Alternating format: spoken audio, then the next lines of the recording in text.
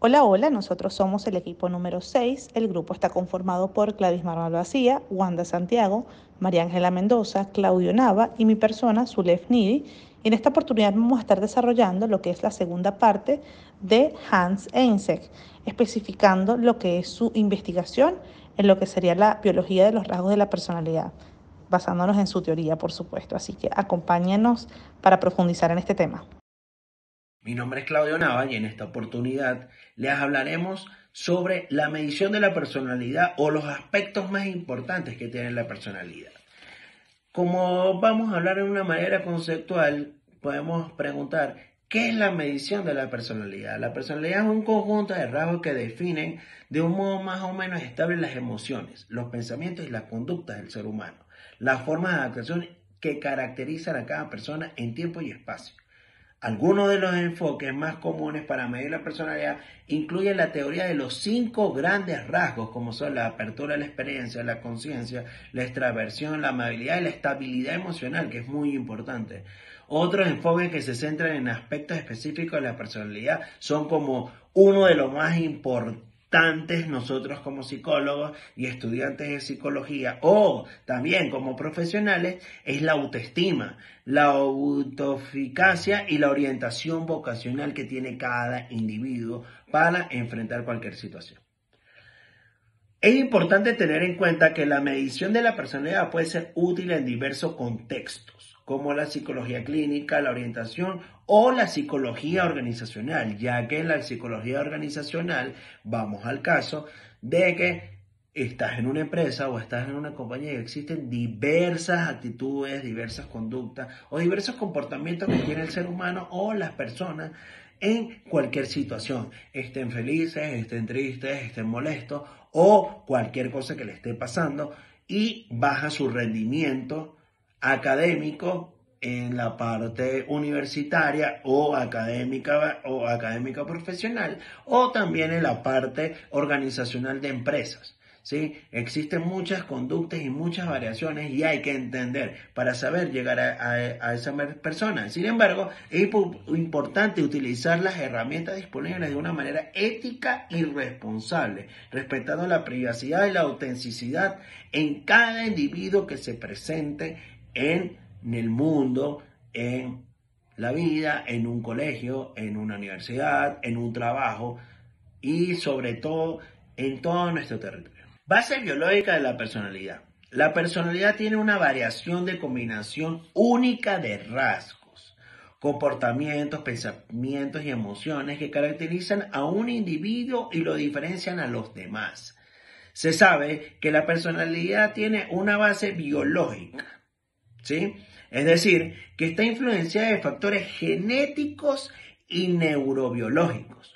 Uno de los puntos más importantes es el estudio de gemelos que han demostrado que la herencia juega un papel importante en la determinación de la personalidad.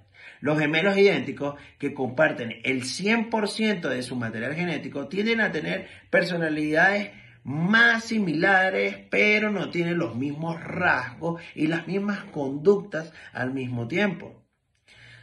Esto quiere decir que es un 50% genético y un 50% de personalidad. La investigación en la neurobiología ha identificado estructuras y función del cerebro que están asociadas con diferentes aspectos de la personalidad. Por ejemplo, se ha encontrado que la actividad en ciertas regiones del cerebro, como las amígdalas, el hipocampo, está relacionada con la impulsividad y la emocionalidad. Otro factor biológico importante en la personalidad es el sistema de neurotransmisores, como la serotonina, la dopamina y la noradrenalina, que juegan un papel en regulación del estado de ánimo, la ansiedad y la impulsividad. Términos generales sobre las bases de personalidad. La personalidad tiene una base biológica que se manifiesta a través de la interacción entre factores genéticos, neurobiológicos y ambientales. La genética y la biología pueden influir en la personalidad de un individuo, disculpen, Y es importante tener en cuenta la influencia de factores ambientales y experiencia de vida de desarrollo de la personalidad. Esto es un tema súper importante en los individuos del día a día. El tener personalidad es ser tú mismo, y el tener personalidad es diferenciarte de otros seres vivos o de otro ser humano que está a tu lado, y nos podemos diferenciar a través de la personalidad. Hay personalidades que son empáticas, hay personalidades que son reservadas, hay personalidades que se puede decir que vamos a un caso que son súper hiperactivas o son introvertidas. Esto parte de el movimiento y la aceptación de la personalidad en el enfoque y en el mundo de lo que nos desenvolvemos. Todos los seres humanos no somos iguales, y todos los seres humanos no pensamos de la misma manera. Entonces, existen ciertas personalidades y existen métodos para mejorar tu personalidad y que te desenvuelvas mucho en el mundo y en la vida. Muy buenas tardes, mi nombre es María Ángela Mendoza. El día de hoy lo que vamos a realizar es una pequeña exposición sobre la teoría factorial basada en la biología de Hans Eysenck. Podemos indicar que del lado izquierdo de la pantalla tenemos lo que sería la personalidad como predictor.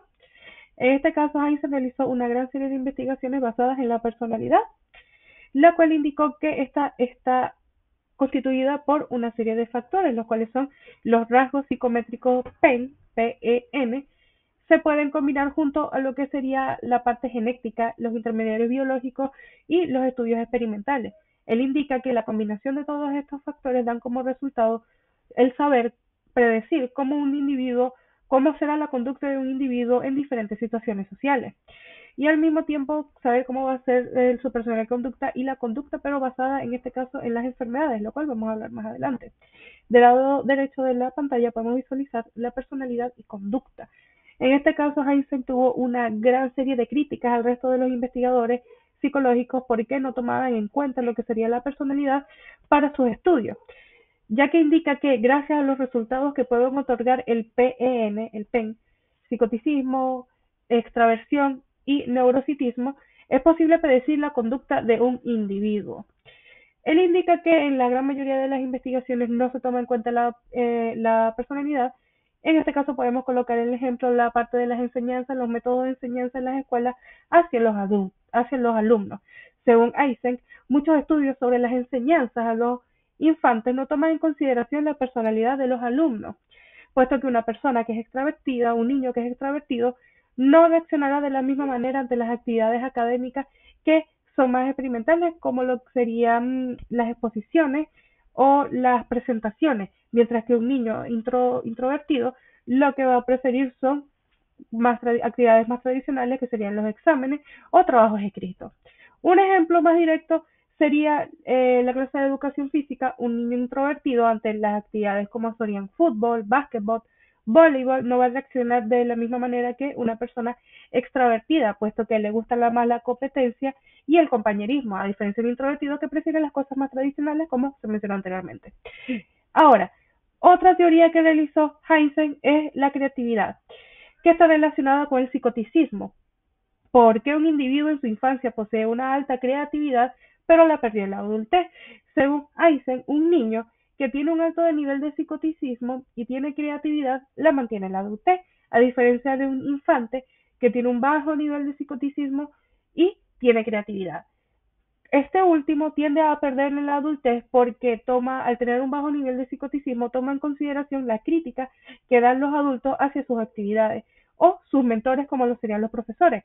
A diferencia de los niños que al tener un alto nivel de psicoticismo tienden a renegar, a tener más carácter y defender más su postura hacia los adultos, mantiene su manera de ser y continúa de esa manera hacia la adultez. Continuando con la teoría factorial basada en la biología de Eysenck, vamos a hablar sobre la personalidad y la enfermedad. Esto lo podemos visualizar del lado izquierdo de la diapositiva.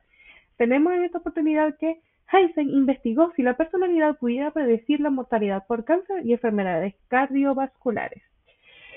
Eysenck en estas investigaciones no estuvo solo, sino que también tuvo la participación de un gran número de investigadores, los cuales buscaban prevenir dichas enfermedades. Pero al mismo tiempo, Heinzen lo que buscaba era tener una terapia conductual, lo cual pudiera alargar la vida de dichos pacientes. Ejecutó esta investigación junto a un sociólogo alemán llamado Grosser Matisek, en la cual realizó una serie de test y al mismo tiempo entrevistas a un grupo de personas para poder así categorizarlos. ¿Cuáles fueron los resultados? Tenemos que las personas que no mostraban emociones ante situaciones de estrés o que mostraban agresividad o frustración tenían una alta probabilidad de padecer alguna de estas dos enfermedades, a diferencia de las otras personas que eran ambivalentes, prestaban atención, eran al resto de los participantes, a los participantes anteriores descritos, y las otras personas, el otro grupo de personas quienes afirmaban que su bienestar era lo más importante, tenían menos probabilidades de sufrir de ambas enfermedades. Tras estos resultados, Heinzen afirmó que la personalidad no podrá producir alguna de estas dos enfermedades, sino que es un factor que podrían incitarla. En este caso, él indica que dichas enfermedades surgen por diferentes factores, como lo son la genética, altos niveles de consumo de alcohol o de tabaco, o mala alimentación, falta de deporte, entre otros. Ahora, él afirma que no solamente uno de ellos, un ejemplo, un alto consumo de alcohol, no va a llevar de tabaco o alcohol no va a llevar a que el individuo sufra de cáncer. No, solamente uno de ellos, digamos el tabaco, no va a conllevar a que sufra de cáncer, pero un alto consumo de tabaco ligado a la mala personalidad, podríamos indicar un alto nivel de psicoticismo, sí podría conllevar a que éste sufra de cáncer. Hola, hola, mi nombre es Zulef Nidi y en esta oportunidad voy a destacar lo que es el trabajo de Eysen, específicamente en sus investigaciones.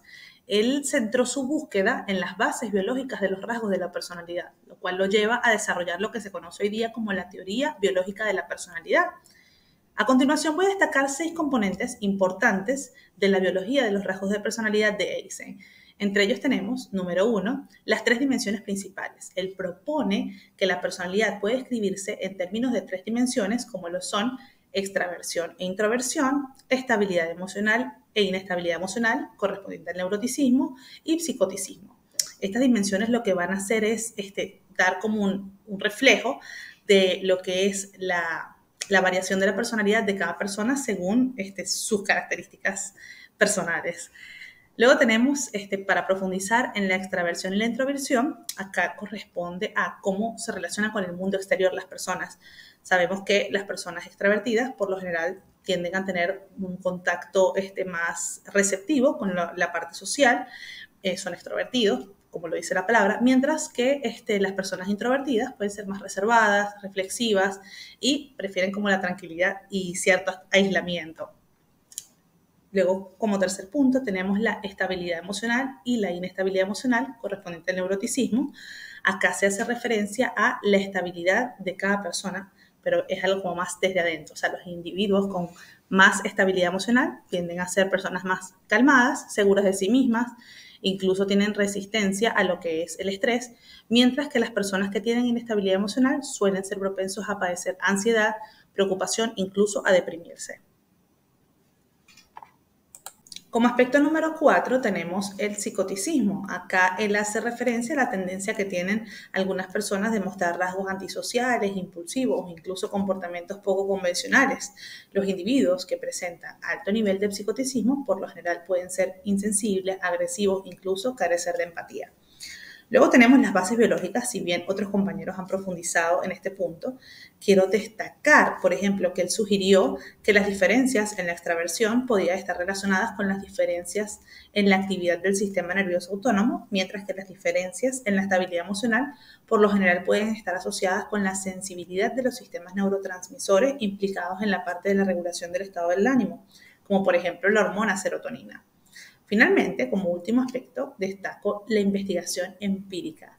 Eysen siempre respaldó su teoría con numerosos estudios empíricos que examinaron las correlaciones entre rasgos de la personalidad y medidas fisiológicas, así como el estudio, por ejemplo, que hizo de los gemelos, que sugirieron una fuerte influencia genética en los rasgos de la personalidad.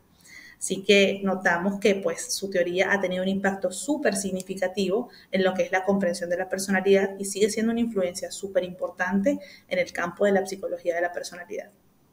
Buenas, mi nombre es Wanda Santiago y dándole continuidad a lo expuesto por mis compañeros, yo les quiero hablar acerca de las críticas de esta teoría en la personalidad de Haynes basadas particularmente en la biología. Acá vamos a ver varios subtítulos o varios parteaguas donde podemos darle como mucho más sentido a esta exposición. Como primer punto tenemos la falta de evidencia empírica sólida. Y es que esta teoría, como ya lo mencioné, con la relación que tiene con la personalidad y basada en la biología, ha sido bien criticada y es por la falta de la evidencia empírica sólida que respalde todas estas afirmaciones.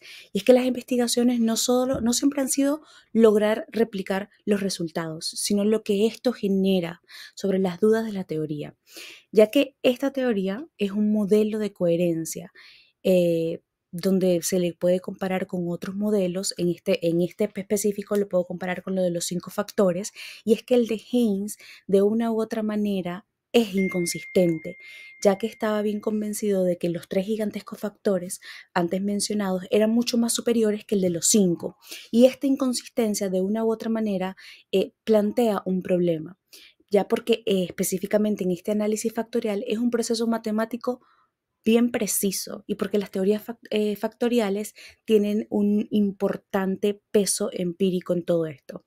También tenemos como el segundo punto, y es las teorías de rasgo y factores son refutables.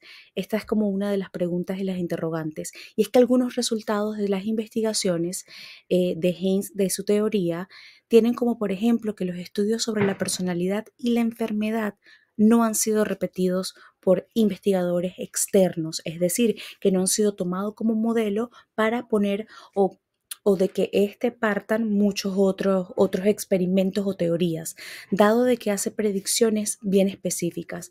La teoría de biología o biológica es muy refutable, ya que sin embargo los resultados están bien mezclados entre las predicciones que han sido confirmadas, como por ejemplo tenemos la de la actividad prima, la de la actividad óptima, y otras no, como es la de la velocidad de procesamiento cognitivo.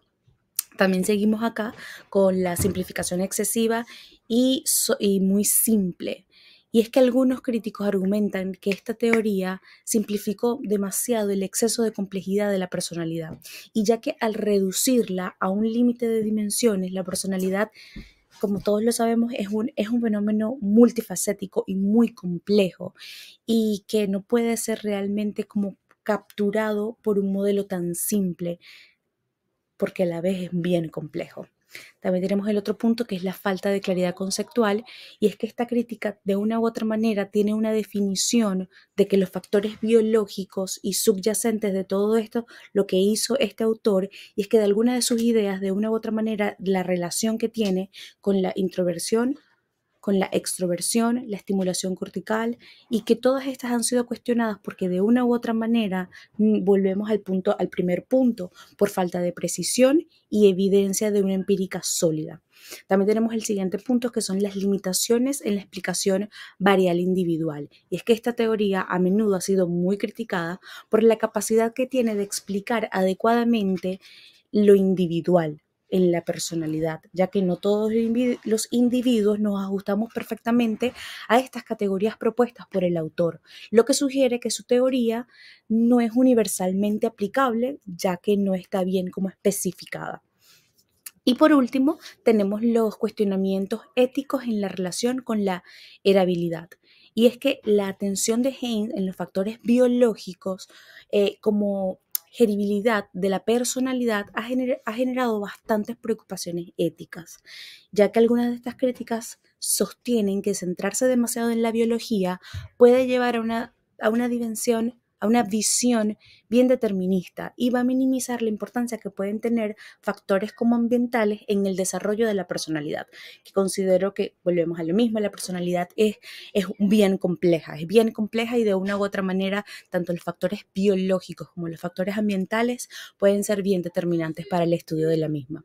Y es que en resumen de todo esto puedo decir que la teoría de personalidad de Haynes ha influido mucho en la psicología. Este ha sido un objetivo de críticas bien considerables por lo mismo y por lo mencionado antes, por todas las faltas de evidencia empírica, la simplificación excesiva, la falta de claridad conceptual y la comprensión de la personalidad, ya que es un área bien compleja. Todas estas teorías han sido evaluadas bien cautelosamente en función de que exista una evidencia disponible.